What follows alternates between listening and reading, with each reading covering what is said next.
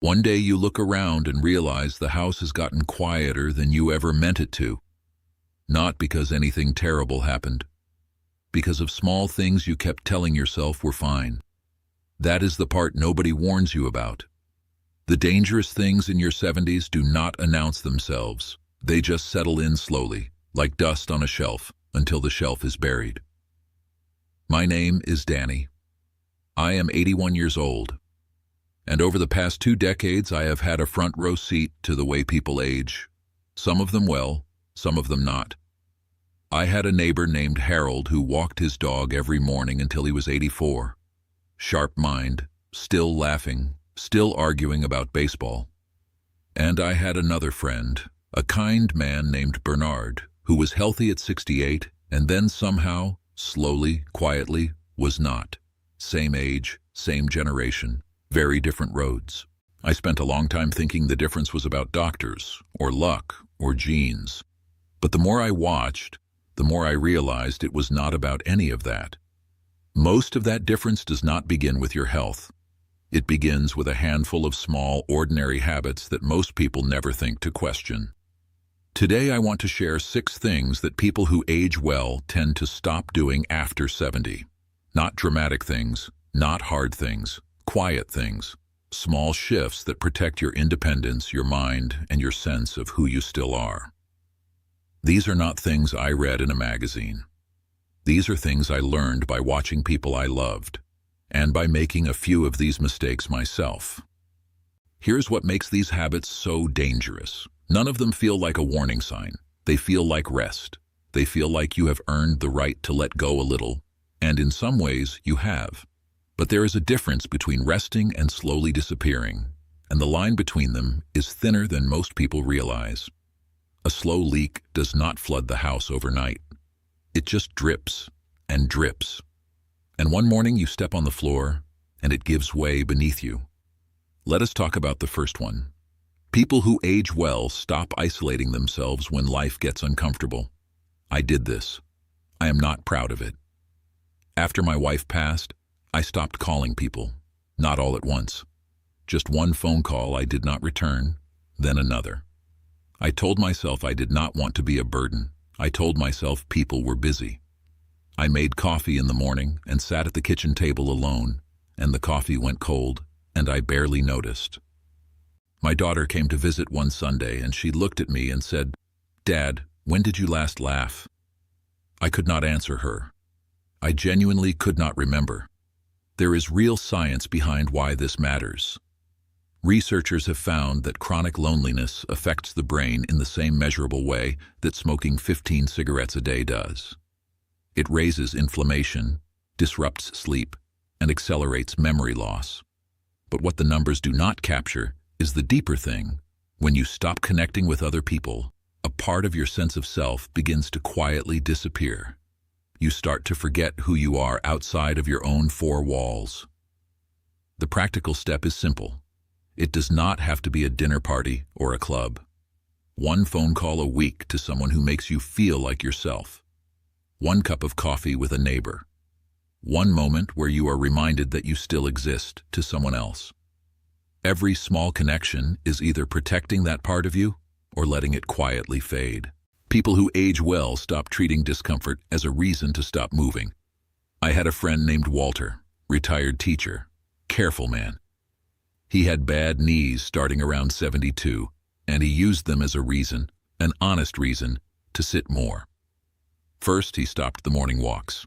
Then he stopped the garden. Then he stopped going to church because the parking lot was uneven. By 78, getting up from his chair took everything he had. His grandson came home from college one Easter and reached out to help him up from the sofa, that automatic, gentle gesture. And Walter saw his own face in the boy's eyes. He told me later it was the moment he knew something had to change. Research on what scientists call sedentary aging shows that muscle loss accelerates sharply when people stop using their bodies, even for short periods. But the physical piece is almost secondary. Movement tells the brain that there is still somewhere to go, that there is still a reason to get up. Stillness, over time, becomes more than physical. It becomes a posture toward life. You do not need a gym. 10 minutes of walking, stretching in the morning, standing up every hour. It sounds too small to matter, but every time you choose to move, you are quietly telling your body and your mind that you are still here. People who age well stop pretending that sleep problems will fix themselves. For years, I thought poor sleep was just what getting older felt like. I would wake at 3 in the morning, lie there in the dark, and think about things I could not change. I was tired all day and restless all night. I thought that was just the price of 80 years. It was my doctor, a young woman named Dr. Park, who never let me get away with anything, who told me plainly that the fatigue I thought was aging was actually stealing from me. Sleep is when the brain clears waste, literally. There is a system in the brain that flushes out toxic proteins during deep sleep, and disrupted sleep leaves them building up over time. But beyond the biology, and this is the part that stayed with me, poor sleep makes everything smaller. Your patience shrinks, your curiosity shrinks. The world feels heavier than it is, and you pull back from it a little more each year, not because life has changed, but because you are too tired to meet it. A consistent bedtime, less screen light in the evening, no large meals after 7. These are not cures, but they are the difference between surviving the night and actually resting. Do not wait for sleep to repair itself. It will not. If you are still watching, please subscribe to this channel, because the next habits we are covering may help you avoid a kind of invisible decline that most people do not recognize until it has already taken something from them that they cannot get back. People who age well stop letting their world get smaller without fighting back. I want to tell you about a woman named Eleanor. She lived 2 streets over from me for many years. Lively woman. She used to grow tomatoes and give them away to everyone on the block. But after her husband passed and her driving became limited, she started staying home more. Then more. Her world shrank from a neighborhood to a house, and then mostly to one room. When her daughter eventually moved her into a care facility, Eleanor told me something I have never forgotten. She said, "Danny, I did not move in here because my body gave out. I moved in here because I ran out of world." The research on this is clear.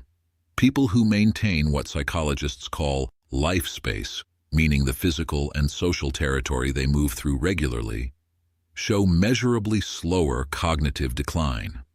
But again, the emotional truth is deeper than the data. The more your world shrinks, the more your sense of possibility shrinks with it. And a person without a sense of possibility begins to let go in quiet ways. Fight for your world. Drive to a place you have never been in your own town. Try a different grocery store. Take a different route. The size of your daily world is not just about geography. It is about keeping your mind's door from closing. People who age well stop skipping meals and calling it discipline. I went through a phase, somewhere around 75, where I just lost interest in cooking. My wife had always been the one who made meals feel like occasions, and without her, food became just something I had to do. I would have coffee in the morning, maybe crackers in the afternoon, and then feel vaguely unwell without understanding why. My neighbor Margaret, a no-nonsense woman who had been a nurse for 40 years, came over one afternoon and opened my refrigerator. She stood there looking at it and then turned to me and said, "Danny, this is a crime scene." She was right, and the cost was real.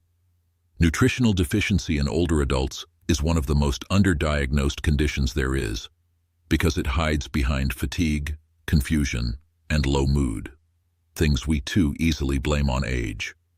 The brain needs protein, it needs healthy fat. It needs to be fed with the same seriousness we give to everything else we care about. One real meal a day, eaten sitting down with some protein in it, is not a small thing. It is a form of self-respect. Every meal you skip is a quiet vote against your own continued presence in the world. People who age well Stop treating their sense of purpose as something they already used up. This one is the hardest to say, because I lived it for nearly 3 years after I retired. I had given everything to my work, to my family, to being needed. And then the phone stopped ringing the way it used to.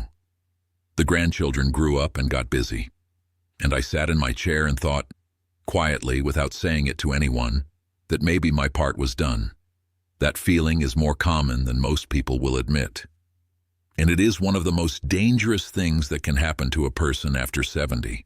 Researchers who study longevity, especially the well-known studies from the oldest populations in the world, find purpose woven through almost every long life. Not grand purpose, not legacy, just the small daily sense that something is waiting for you.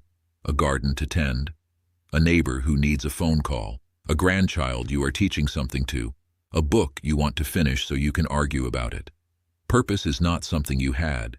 It is something you keep choosing. And if you have stopped choosing it, if you have told yourself that you have already done your part, I want to gently tell you that you are wrong. The world is not done with you. You still have something to give to it. Start small. One thing per week that you do for someone else. One project, however modest, that is yours. One reason to get up on a Tuesday that is not just routine. That is enough. It is more than enough. So there they are, 6 quiet things that quietly change everything. The isolation you allow to grow, the movement you stop protecting, the sleep you stop taking seriously, the world you let shrink, the meals you skip, and the purpose you quietly abandon. None of these are dramatic. That is exactly why most people underestimate them. They do not feel like turning points. They feel like small, ordinary Tuesday choices. But your life after 70 is built from Tuesday choices, every single one of them. You are not too old to protect what you still have. You are not too tired to start again with something small. The people I have watched age with grace and wit and dignity, they were not exceptional. They were just paying attention to the small things when it was still easy to change them. I hope you will too. I'm Danny, and I'll see you in the next video.